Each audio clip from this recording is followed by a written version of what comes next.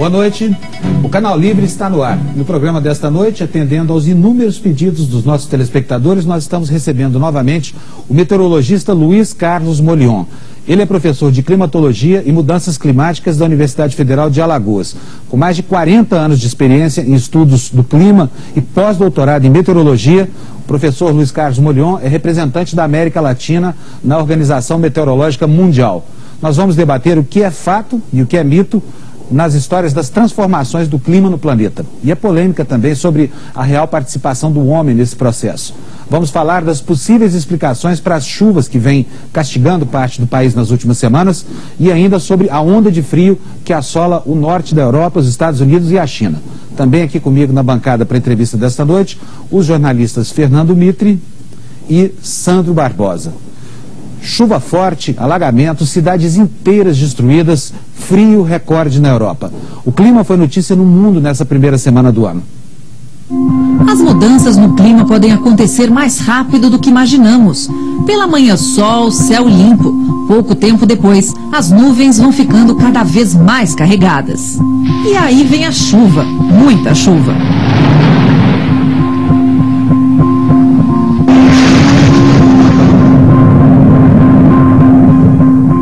Louco, meu. Uma hora tá quente, outra hora tá frio, outra hora tá... Não é época de frio e de repente nós estamos com frio aqui. Ontem tava o maior calor. Ontem era chuva normal, agora qualquer chuva tá enchendo tudo, né? Nessa primeira semana do ano, a chuva virou manchete no país. Desabamentos de terra em Angra dos Reis, queda de ponte no Rio Grande do Sul e destruição quase total da cidade histórica de São Luís do Paraitinga, no interior de São Paulo. Na capital paulista, a chuva também provocou estragos. Bairros inteiros ficaram debaixo d'água. De acordo com o Instituto Nacional de Meteorologia, o segundo semestre de 2009 foi o mais chuvoso dos últimos 66 anos na cidade. Mas o clima não foi destaque apenas no Brasil. Pequim, na China, registrou na última quinta-feira a manhã mais fria em quase 40 anos e a maior nevasca desde 1951. Este trem, com mais de 1.400 passageiros, ficou preso nos paredões de neve. Os trabalhos para liberar os vagões duraram mais de 24 horas. Na Europa, a onda de frio congelou rios inteiros, paralisou trens e fechou estradas e aeroportos. O Reino Unido sofre a mais longa onda de frio em quase 30 anos. No norte da Escócia, a temperatura atingiu os 22 graus negativos. Também esta semana, o Centro de Previsão Climática do governo dos Estados Unidos anunciou que o fenômeno conhecido como El Niño terá um forte impacto sobre os padrões do clima em 2010. O Brasil deve sentir os impactos do fenômeno, principalmente com o aumento de chuvas nas regiões sul e sudeste. Segundo especialistas, no entanto, os fenômenos recentes fazem parte da variação natural do clima e ainda é cedo para fazer uma relação direta com as mudanças climáticas. Professor Molion, boa noite, bem-vindo ao Canal Livre. A primeira pergunta é, o que é que a ação do homem sobre o ecossistema da Terra tem a ver com tudo isso que a gente acabou de ver? O homem, ele tem uma capacidade destruidora muito grande localmente. Ele é capaz de desmatar, expor os solos a altas precipitações. Com isso temos erosão, carreamento desse material para os rios, assoreamento dos rios, mudança da qualidade da água e da vida aquática. Agora, sob o ponto de vista global, Fábio, o homem não tem absolutamente nada a ver com isso. O CO2 não controla o clima local e essa variabilidade é uma variabilidade natural. Você vê que os próprios repórteres dizem, já aconteceu há 50 anos atrás, 60 anos atrás, quando nem se falava na possível interferência do homem. Então, sob o ponto de vista global, o nosso clima é controlado pela nossa fonte de energia, que é o Sol, e que tem a sua variabilidade, tem ciclos de 11 anos, ciclos de 90 anos, ciclos de 170 anos, e controlado também pelos oceanos, que cobrem 71% da superfície terrestre e são o grande reservatório de calor que controla o nosso clima. Muda a temperatura do oceano, o clima muda. Professor, para esclarecer, o senhor tem posições bem diferentes aí da maioria que predomina nessa área aí dos cientistas ambientalistas e militantes ambientalistas. O senhor está, na verdade, contestando a tese do aquecimento global, é isso? Não estamos vivendo um processo de aquecimento global. Perfeitamente. Então, o que eu estou contestando é que esse aquecimento global, que terminou em 1998, Mitre, que foi o último ano quente que nós tivemos, esse aquecimento global não é ou não foi produzido pelo homem. O que eu digo é isso, que nós passamos por períodos, não vou chamar de ciclos, porque ciclos exigiriam tempos exatos. Passamos por períodos de aquecimento e passamos por períodos de resfriamento. É natural isso, o homem não tem nada a ver, não é produzido pelo homem, não é o CO2 que o homem libera por meio da queima de combustíveis fósseis que controla o clima, tá? Nós já passamos por um período de resfriamento, mais ou menos no início, na metade dos anos 40, até mais ou menos 1976. Foram 30 anos em que houve um resfriamento global. Nessa época, no início dos anos 70, eu estava fazendo meu doutorado nos Estados Unidos, no estado do Wisconsin, Madison, que é um dos estados muito frios. E os cientistas diziam, e eu estava em meteorologia, veja bem, quer dizer, era o dia a dia nosso. Os meteorologistas diziam que estávamos indo para uma nova era glacial. Em 1977, o Oceano Pacífico, os oceanos da Terra, mudaram, começaram a se aquecer. Não me pergunte por quê, porque ainda nós não sabemos. E de repente o clima começou a se aquecer. E esse aquecimento entre 77 e 98 estão atribuindo ao homem pela liberação de CO2. Esse aquecimento é natural.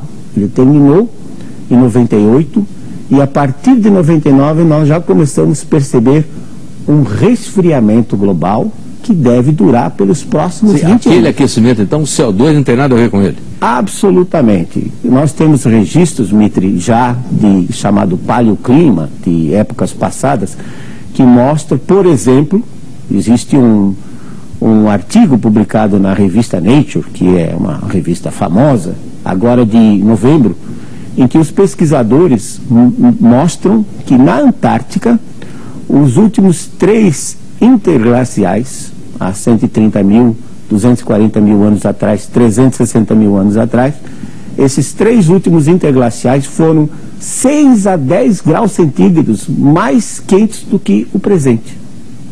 E aí você não pode dizer que naquela época o homem interferia no clima há 130 mil, 140 mil, 240 mil, 340 mil anos atrás.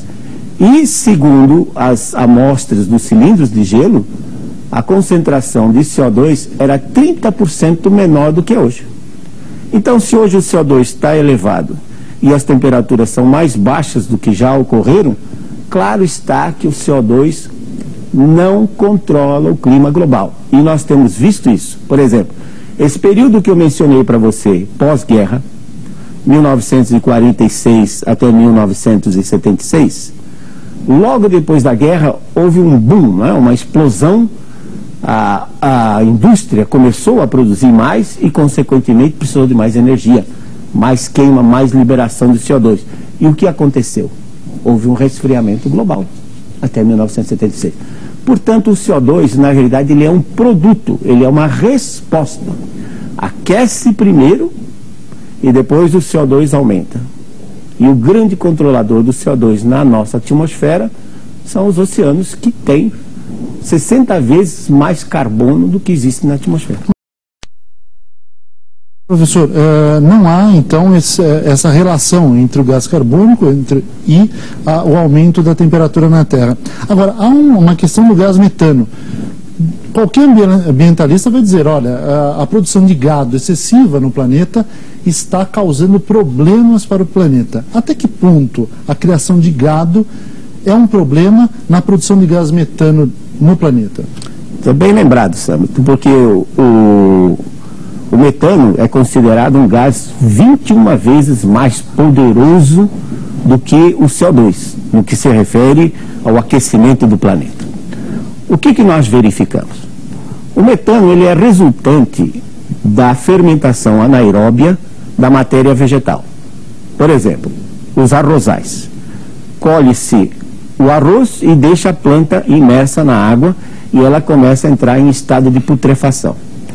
Outra fonte seriam os ruminantes, que comem a matéria vegetal e ficam passando de um estômago para o outro e liberam metano nesse processo. Muito bem, os arrozais continuam aumentando porque a população do mundo está aumentando e precisa comer.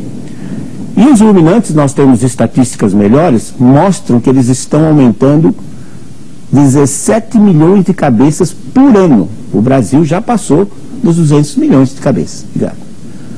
O metano, nos últimos 20 anos, está estacionário. A sua concentração parou de crescer. Ao contrário, nesses últimos 10 anos, ela tem mostrado crescimento negativo. Como? Se dizem que as principais fontes são antrópicas, são o homem produzindo isso, com os arrozais e com os ruminantes, e o metano parou de crescer. Para mim, ele já chegou num nível de saturação, dadas as condições de pressão e temperatura que nós temos no planeta. Então, para cada molécula de metano que sair da vaca ou do arrozal, uma tem que entrar, por exemplo, para dentro do oceano e fica equilibrado. E pode ser que dentro de mais alguns anos o CO2 também entre no estágio de saturação e por mais que se libere CO2 da atmosfera, ele vai ser então absorvido pelo oceano. E repito, de nada adianta você querer controlar a concentração, de nada adianta esses protocolos de reduzir as emissões de CO2, porque o CO2 não controla o clima global. Independentemente, Mitre, da concentração de CO2... Então todos os cientistas presentes em Copenhague estavam errados. Bom, Mitre, se você olhar Copenhague, na realidade não teve discussão científica nenhuma. Ali só tinha interesses econômicos, né? Os países subdesenvolvidos querendo saber quanto levamos nessa, os países insulares dizendo, vocês fizeram isso, o nível do mar está aumentando, então quanto é que vocês vão nos pagar por esse prejuízo? E, do outro lado, os países desenvolvidos, na realidade, querendo diminuir o crescimento de países emergentes como Brasil, China, principalmente, que tem crescido numa taxa de 10% a 12% ao ano e que a cada semana inaugura uma nova termoelétrica queimando petróleo e carvão. Portanto, na realidade, o que existe por detrás disso, na minha opinião, considerando que não há evidência científica nenhuma desse processo, os interesses são meramente econômicos. Ou seja, reduzir as emissões para a maior parte dos países, considerando que a matriz energética global, 80% dela depende de petróleo, carvão mineral e gás natural, que são combustíveis fósseis. Reduzir emissões significa reduzir a geração de energia elétrica. Professor. E se reduzir a geração de energia elétrica, desculpe, Fábio, como é que vai haver crescimento? Não tem. Professora, a jornalista e apresentadora do Jornal da Band, a Tiziane Vilas Boas, preparou uma série de perguntas aqui para o senhor e nós vamos ver então qual é a primeira pergunta dela, que também é a editora de meteorologia do Jornal da Band. Professor Molion, e as cheias na região sul, a tragédia com tantas mortes em Angra dos Reis, as constantes enchentes em São Paulo, recordes de chuva no Brasil, as ilhas do Pacífico afundando com o aumento do nível do mar. Essas catástrofes naturais não têm relação com o aquecimento global? Essa variabilidade, Tiziana, é natural. Nós temos aqui um gráfico que nós trouxemos agora para vocês, fizemos recentemente, no caso da cidade de São Paulo. O telespectador pode ver aí no gráfico que pega janeiro e março, vocês veem uma coluna cor-de-rosa que indica o número de tempestades por década. Essa coluna cor-de-rosa, Tiziana, ela representa a década de 1941 a 1950. O que significa que, na realidade, na década de 41 a 50, na cidade de São Paulo, o número, a frequência de tempestades com totais pluviométricos superiores a 30 milímetros foi a maior desses 120 anos que nós temos registros na Estação da Luz. E é claro, como esses eventos, até mencionei para o Fábio, que esses eventos eles levam aí da ordem de 25 a 30 anos resfriando, 25 a 30 anos se aquecendo, nós estamos falando então num período de 50 a 60 anos, Mitri, que é suficiente para as pessoas perderem a memória do que aconteceu. Então, para muita gente, Caraguatatuba, em 1967, é um fato vivo. A Serra das Aralhas, no Rio de Janeiro, em 1967, onde tem registro que diz que morreram cerca de 1.700 pessoas. Isso já aconteceu. Vocês mesmos, como repórteres, dizem, é a maior nevasca dos últimos 60 anos. Ora, há 60 anos atrás, o homem lançava tanto carbono assim? Eu digo para você que não. Porque quando começou a globalização propriamente dita, logo depois da Segunda Guerra Mundial, o homem lançava, em 1946, menos de 10% que o carbono. Professor, então é o seguinte, viu, Fábio? O senhor está dizendo que chovia até mais antes do que agora, quer dizer, não está aumentando o volume de água sobre as cidades. Certo. E o senhor diz também que o homem não interferiu e não modificou em nada essas mudanças climáticas. Isso. Mas o homem então fez um estrago aqui embaixo. Ah, certamente. Porque se a mesma quantidade de chuva que antes não fazia um estrago tão grande, hoje provoca essas catástrofes aqui, quer dizer, é sinal de que o desmando aqui por baixo está terrível. É verdade, Mitri. Quando o homem tem essa capacidade, como disse, localmente. Isso aqui era o que era? O Planalto do Piratininga. O que tinha aqui? Floresta. Aí substituíram as florestas por asfalto. Toda a água que cai não tem para onde ir. Quando eu era garoto, morava ali na Lapa, toda vez que tinha grandes totais pluviométricos, como foi em 1951, 1955, o máximo que a gente fazia era não jogar bola, porque o rio Tietê subia e alagava as várzeas e o campo de futebol. E agora? Não tem mais a água para onde ir. Né? A Anhangabaú era um riacho, está canalizado.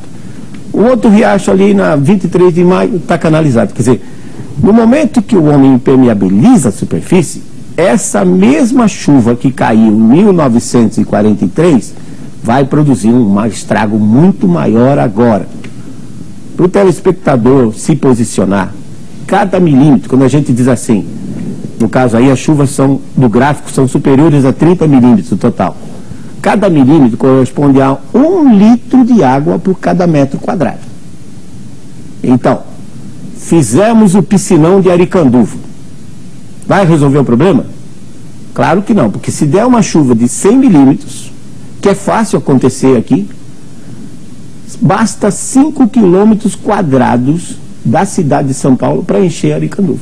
Professor... 5 quilômetros quadrados. Então, o problema, realmente você tem razão.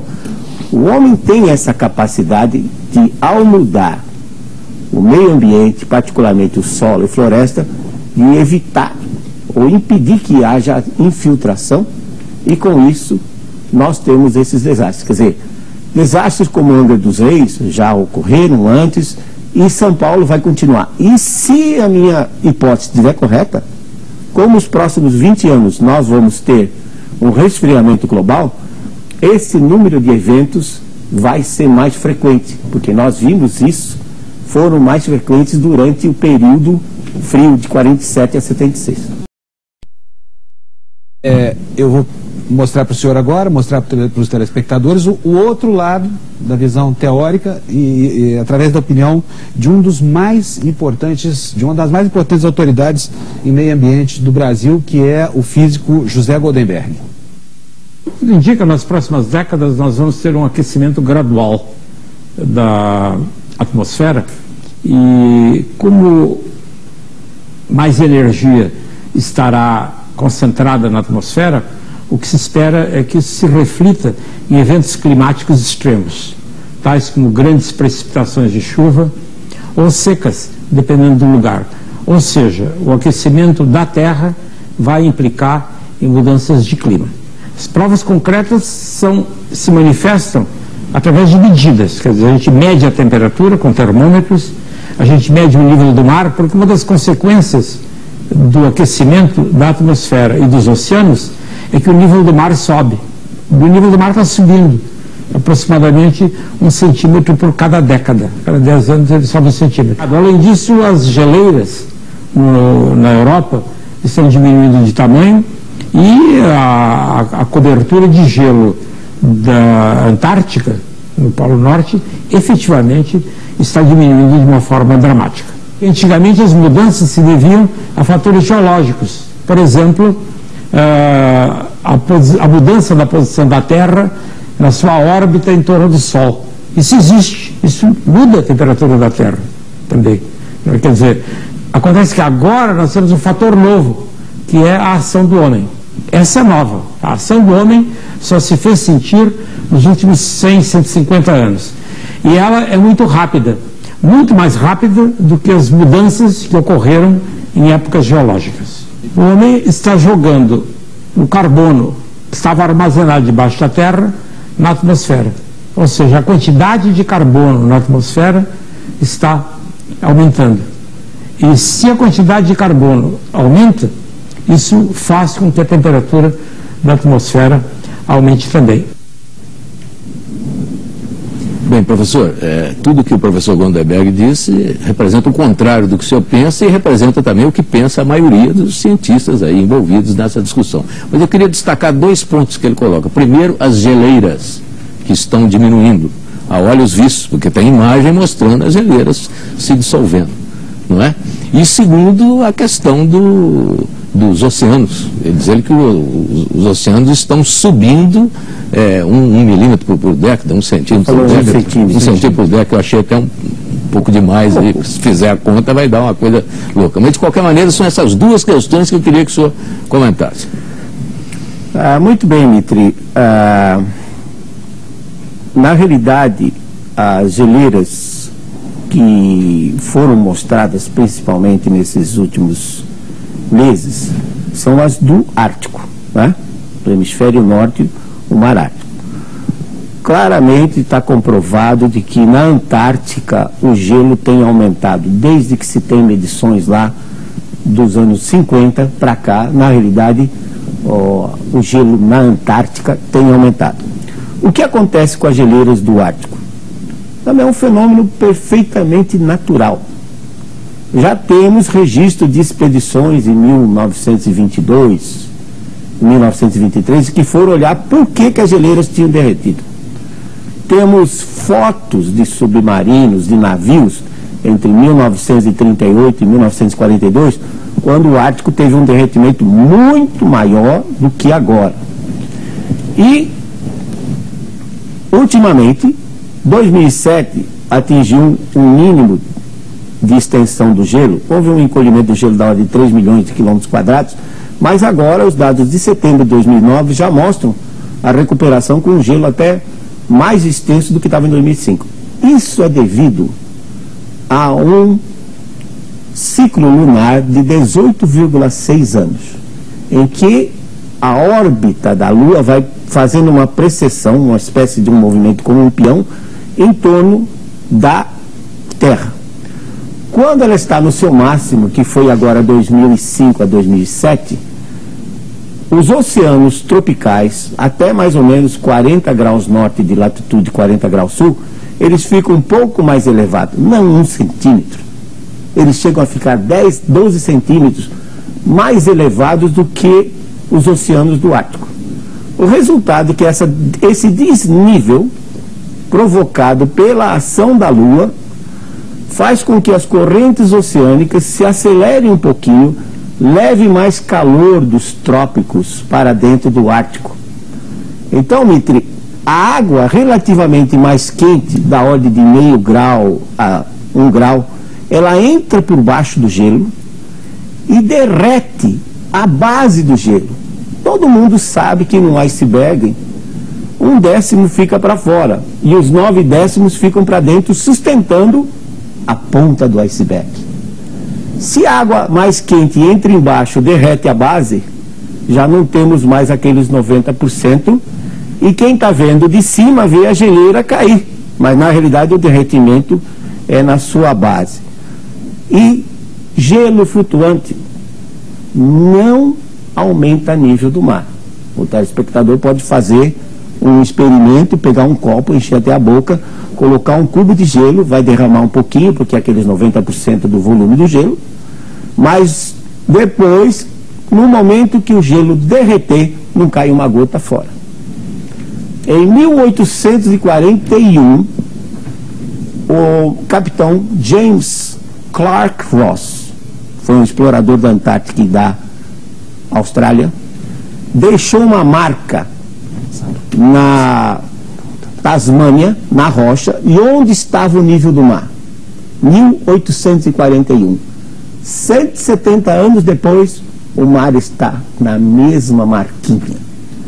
Realmente o nível do mar aumentou nesses últimos 10, 12 anos, não 1 centímetro, mas aumentou na taxa de 3 milímetros por ano. Então, aumentou o quê? Milímetros. Portanto, deu um aumento de 3 centímetros, 4 centímetros, que está dentro dessa variabilidade natural, Mitri, desse ciclo lunar de 18,6 anos, em que a superfície do oceano pode oscilar de até 10, 12 centímetros. 3, 4 centímetros está perfeitamente dentro. Portanto, o homem não interfere e não são as geleiras que estão derretendo e estão aumentando o nível do ar. Não existe evidência de aumento do nível do mar. Afirma que há um aquecimento global, o senhor afirmou que há um esfriamento global. Quer dizer, vai uma distância enorme entre essas duas posições. Qual é a fundamentação científica para isso? De que nós estamos, ao contrário do consenso dos cientistas, nós estamos vendo um período de esfriamento do planeta. Os indicadores climáticos, que são os grandes controladores. Mas eu vou dizer primeiro em que se baseia o aquecimento global, que eles defendem. Eles usam uma série de temperatura cujos termômetros, na realidade, hoje, na sua maioria, estão em grandes cidades. E nós sabemos que as temperaturas de grandes cidades, elas são sempre mais elevadas do que o seu entorno. É o chamado efeito de ilha de calor urbano. Isso porque, como nós estávamos dizendo, um dos grandes fatores de resfriamento da superfície terrestre é a chuva.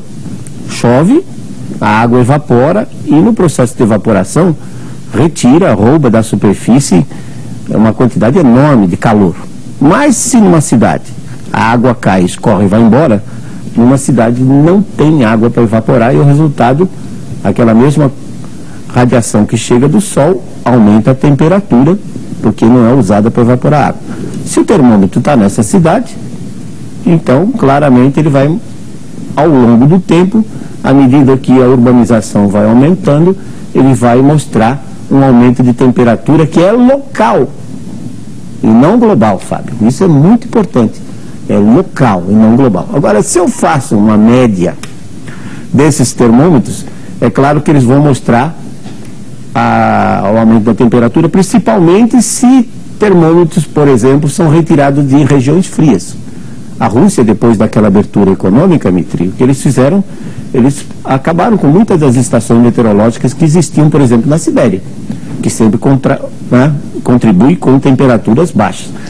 Então, aquela série, na realidade, ela não representa o globo, ela representa a superfície terrestre, que, diga-se de passagem, é apenas 29% do nosso planeta. Os outros 71% são oceanos. Não entra a temperatura de oceanos nesse gráfico que eles fazem. Pois não. Mas, professor, existe uma defesa nos países desenvolvidos de que os países em desenvolvimento não podem continuar crescendo. Eles teriam que frear esse crescimento e para evitar esse aquecimento global que eles falam. Acontece que o Japão, por exemplo, é um país superpopulado, uma população muito densa ali naquelas ilhas. A Inglaterra tem a mesma situação, são países desenvolvidos e são países que fazem parte do G7. Não teria aí um jogo econômico em que eles querem dizer, olha, o resto do mundo não pode mais crescer, nós já crescemos, o resto do mundo agora cabe ao resto da população preservar o planeta? Pois é, Sandro, esse é um ponto muito interessante, não é? Porque se nós não temos evidência científica, se os controladores principais do clima, que são o Sol e o calor que está nos oceanos, estão diminuindo desde esses últimos 10 anos, e toda vez que o Sol entra num período de baixa atividade, ele dura da ordem de 22, 24 anos, e os oceanos estão perdendo calor, porque hoje nós temos boias que na realidade são mergulhadoras, elas chegam até 2.000 metros de profundidade, se deslocam com a corrente marinha, depois inflam uma bexiga e vão subindo devagarinho, medindo temperatura e salinidade. Chega na superfície, transmite esses dados por satélite. Então hoje nós estamos vendo uma camada de 2.000 metros de profundidade, de espessura, perdendo calor. Não me pergunte por quê, que ainda nós não sabemos por quê que os oceanos estão perdendo calor. São dados medidos, isso não sai de modelo nenhum, não. São dados medidos que mostram que os oceanos estão esfriando, que mostram que o Sol está um mínimo de atividade. Agora, professor, isso vai levar a um resfriamento global. Mas só completando então o que o Sandro perguntou, eu não tenho que afirmar mais nada. Eu acho que o que você colocou está correto. Existem países desenvolvidos, alguns dos quais, como a Inglaterra, estão aí há 1000 anos dominando o mundo. Só que esses países não têm mais recursos naturais, não têm mais recursos energéticos. Esses países não querem perder a hegemonia que eles têm. Por outro lado, existem países que estão ameaçando essa hegemonia. Antigamente era só G7, hoje já fazem uma concessãozinha com G20. Né? Tem a China, por exemplo, crescendo 10% a 12%. A cada semana a China inaugura uma nova termoelétrica. Ela quer o bem-estar da sua população, quer o crescimento econômico, e isso libera carbono. Então, ao se dizer, vamos cortar as emissões, leia-se, entenda-se, vamos gerar menos energia elétrica. Para os outros, né, Sandro? O meu tem que ficar aqui. Mas a China em Copenhague até que apresentou um projeto bastante inteligente, porque é um projeto que busca a preservação do planeta, mas adequado a um processo de crescimento econômico deles. Então ali tem um pragmatismo bastante saudável, me pareceu, que atende os dois lados. Porque os chineses sabem que essas projeções para o ano 2100 são apenas exercícios acadêmicos inúteis para se tomar medida de planejamento. Mas, professor, eu queria fazer uma pergunta, eu sou bem singela. Qual é o argumento a favor do aquecimento global que o senhor considera mais sério e como o senhor contesta? Não é a questão apenas da medição nas aglomerações urbanas, isso é uma questão objetiva, prática, o senhor já contestou, mas teoricamente eles têm uma série de argumentos, eles têm um discurso universal, digamos assim. Qual desses argumentos o senhor considera o mais grave, o mais sério e o mais difícil de contestar? E como o senhor contesta? Mitre, eu diria nenhum desses argumentos que eles usam tem base científica sólida. Nenhum deles. Então eu me sinto muito à vontade de falar, por exemplo, que as projeções de modelo, que diz que a temperatura vai crescer 4, 5 graus, que o nível do mar vai subir de 60 centímetros, são absolutamente inúteis. O aquecimento, como eu disse para você, houve. Há 150 anos atrás, nós estávamos dentro da chamada pequena era glacial. Que houve um aquecimento? Houve. Nós saímos de uma temperatura provavelmente 1 grau, 1,5 grau mais baixa do que hoje, né? E aumentou. O problema é o homem. Eu digo que o homem não interferiu. E esses argumentos que eles têm, onde eles mostram, por exemplo, o aumento da temperatura, que já foi provado com aquele vazamento dos e-mails da unidade de pesquisa do clima na Universidade de East Anglia, onde eles ganharam 13 milhões de libras para suas pesquisas. Já foi provado que houve a manipulação de dados.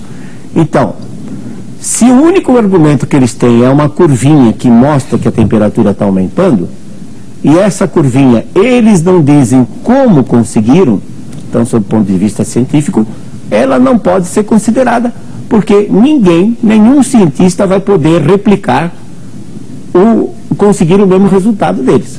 Eles deveriam ter dito como conseguiram e quais foram as estações que eles usaram. Ora, se eu usar só estações da região tropical, vai estar sempre quente, né? Se eu pegar várias de um lado, várias do outro, eu vou ter regiões que estão aquecendo, vou ter regiões que estão esfriando.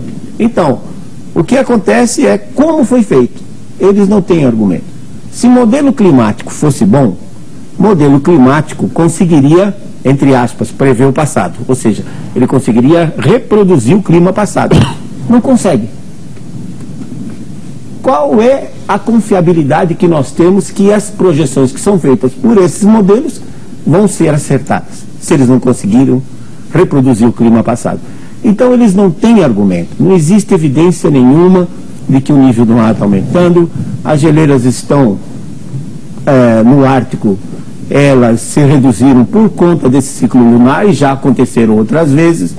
Nós sabemos que há 1000 anos atrás, entre 800 e 1250 depois de Cristo, as temperaturas estavam mais altas, foi chamado período quente medieval, a ponto de os vikings saírem da Escandinávia e colonizarem a Groenlândia e o Canadá, hoje terras geladas, tá? Então, já esteve mais quente do que agora. Na realidade, nós estamos lentamente indo para uma nova era glacial, porque a última era glacial ela terminou há 15 mil anos atrás. E pela história que nós temos, os interglaciais duram da ordem de 10 a 12 mil anos. Nós já estamos jogando a prorrogação. Professor. Então, certamente, inevitavelmente, a longo prazo, subindo um pouquinho, descendo, subindo e descendo a temperatura, nós vamos para uma nova era. Professor, nós vamos então ver a segunda pergunta que a apresentadora do Jornal da Band, Tiziana Vilas Boas, que também é a nossa editora de meteorologia, preparou para o senhor.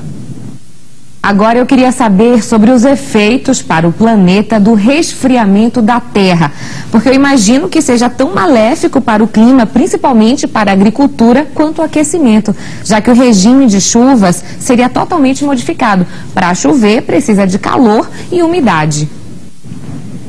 Muito bem. Realmente, eu, pessoalmente, sou favorável ao aquecimento. Tá? Mas nós estamos discutindo o que vai acontecer. O senhor acha o CO2 o gás da vida e é a favor do aquecimento. Exatamente. Embora esteja totalmente contrário. Lamentavelmente, os indicadores climáticos mostram que vai haver um resfriamento. Bom, eu não quero inventar nada, não quero dizer que estou tirando esses números de modelos. Eu quero simplesmente fazer uma projeção baseada no clima passado. O que foi que nós observamos entre 1947 e 76, quando houve o último resfriamento global? São dados que estão à disposição de quem quiser ver. O que nós tivemos? Muito bem, nós tivemos primaveras no sul, com chuvas intensas, tempestades, nesse período que resfriou. Tivemos, como foi mostrado aí no gráfico, na região de São Paulo, uma frequência de tempestades acima de 30 milímetros muito maior, o que é ruim. E tivemos invernos muito mais rigorosos no sul e sudeste. Para vocês terem uma ideia, a frequência de geadas matadoras foi tão grande nesse período de 47 a 76 que o cultivo do café foi totalmente erradicado do oeste do Paraná. A última grande geada de 75 foi o golpe mortal que fez com que abandonassem o café e hoje a região é coberta de soja. Então, a frequência de geadas vai aumentar no inverno. Nós vamos ter invernos mais frios até aqui na região. Eu lamento dizer, a história da humanidade mostra que toda vez que esfria é ruim para nós. Toda vez que aquece é bom. Toda a humanidade, ela está concentrada nesse último interglacial que começou há 15 mil anos atrás.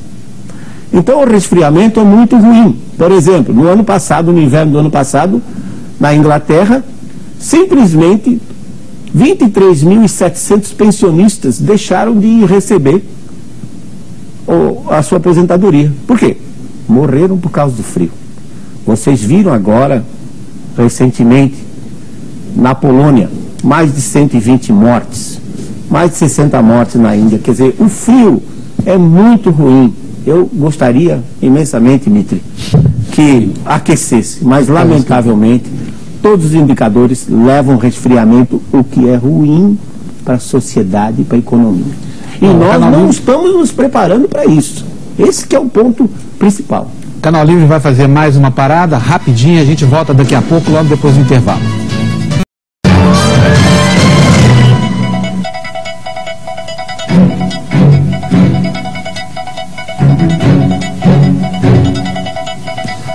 Nós estamos de volta para o último bloco do Canal Livre, que esta noite recebe o meteorologista e professor de climatologia da Universidade Federal de Alagoas, Luiz Carlos Molion.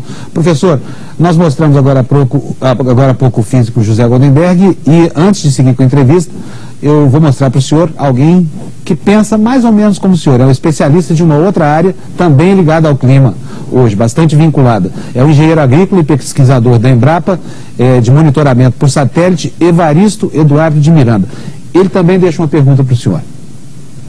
No caso da agricultura tropical brasileira, né, a tecnologia moderna tem ajudado muito a reduzir essas interações, vamos dizer, tanto com o solo, com a atmosfera, como com a energia disponível. Acho que a principal delas é o plantio direto. O Brasil não ara a terra para plantar. No momento mesmo que você está colhendo, a máquina já vai plantando na palha, né? Você colhe a soja e planta algodão. Você colhe o milho e planta a soja. Então nós temos aí 22, 23 milhões de hectares que não aram a terra. É muito difícil lá fora eles acreditarem nisso.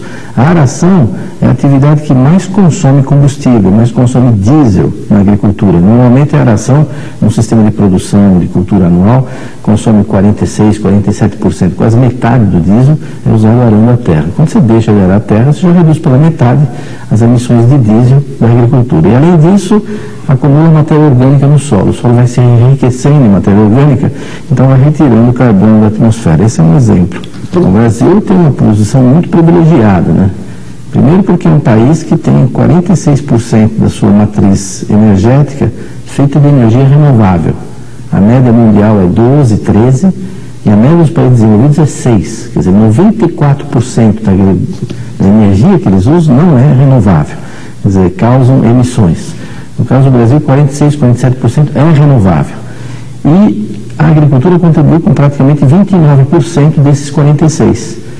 Hoje a cana-de-açúcar gera mais energia na nossa matriz energética, juntando o etanol, mais a cogeração de energia elétrica, etc., ela gera mais energia do que as hidrelétricas. As hidrelétricas contribuem com 14% na nossa matriz energética e a cana já contribui com 16%.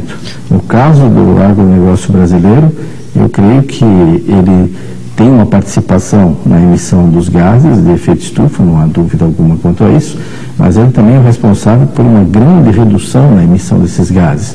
Ao fornecer o etanol, que é um combustível renovável, para todos os automóveis do Brasil, é uma redução gigantesca de gasolina e de combustível fóssil que a gente estaria queimando se não tivesse essa produção de etanol. Ao gerar energia elétrica, não é? Nas caldeiras das usinas de cana-de-açúcar, né?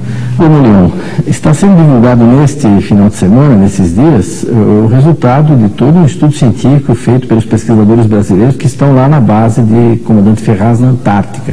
E esse estudo do clima, que teve até expedições no centro da Antártica, etc., é surpreendente que eles mostram que, segundo os dados deles, o clima não está esquentando na Antártica, o clima está esfriando. Está esfriando aí 0,6 graus a cada década. O senhor poderia fazer algum comentário sobre isso? Bom, realmente não tem muito o que adicionar ao que o Evaristo fez. Ele fez um comentário mostrando que, na realidade, a agricultura brasileira ela não interfere no clima global, e nós falamos isso sobre o caso, por exemplo, do metano, né? A pecuária. E é verdade, o Dr. Alberto Setzer, do INPE, tem um site que pode ser acessado, onde mostram as temperaturas, e mostra, por exemplo, que o inverno passado foi um dos piores, mostrando claramente que há um resfriamento na Antártica. Não só isso, não só os dados do INPE, mas também os dados da Antártica como um todo, de várias estações da Antártica, várias estações meteorológicas, mostram que, na realidade, a temperatura na Antártica está diminuindo. A exceção que ocorreu foi na Península Antártica, que a plataforma Larsen, na realidade, ela derreteu por conta da corrente circumpolar, está um pouco mais aquecida e, como nós já dissemos antes, a água entra por debaixo do gelo flutuante e a plataforma Larsen derreteu. Mas as temperaturas na Antártica estão diminuindo e os próprios dados da estação de comandante Ferraz, a estação brasileira na Antártica, mostram isso. Então eu não tenho dúvida, Evaristo, que realmente nós estamos indo para um resfriamento global nesses próximos 20, 22 anos e que é ruim para a agricultura brasileira, é ruim para a economia brasileira e para a economia global também. Professor, os ambientalistas vilanizam o CO2. Eu acabei de ver aqui o Mitre falando que o CO2 é o gás da vida. Até que ponto o CO2 é ou não danoso para a população, para o planeta? E qual a importância desse tão divulgado trabalho de sequestro de carbono? Pois é, Sandro, realmente o CO2 é o gás da vida. A gente aprendeu isso na escola, que o ser humano e os animais não produzem o alimento que consomem. Quem o faz são as plantas, retirando o CO2 da atmosfera, através do processo de fotossíntese, produzem amidos, açúcares e fibras, né? E nós os alimentamos disso. Portanto, chamar o CO2 de poluente, chamar o CO2 de vilão, isso aí é absolutamente ridículo, vai contra tudo. E, novamente, eu digo para você, o CO2 não controla o clima global.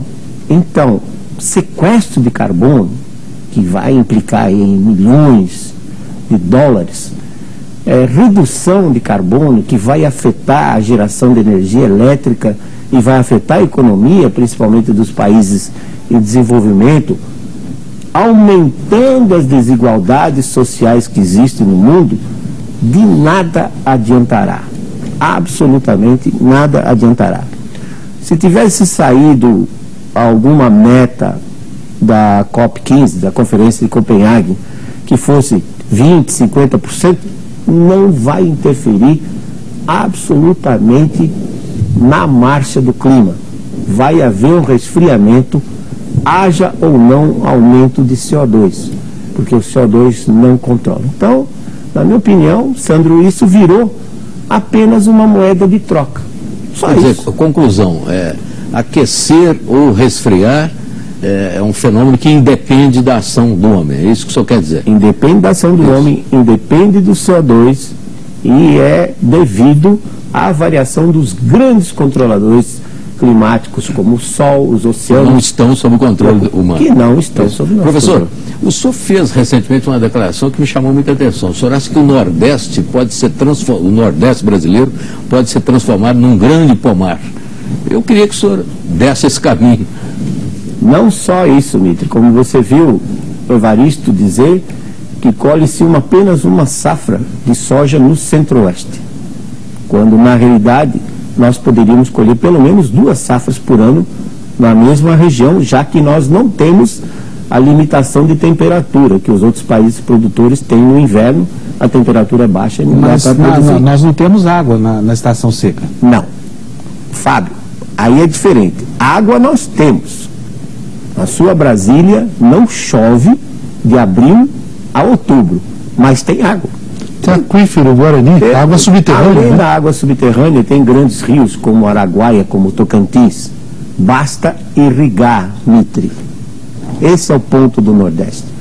Para você produzir fruta, você precisa de radiação solar, que é o que não falta lá.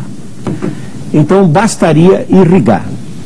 Bom, quando eu perguntei para os agricultores de Luiz Eduardo Magalhães, no oeste da Bahia, por que eles não tinham uma segunda safra de soja?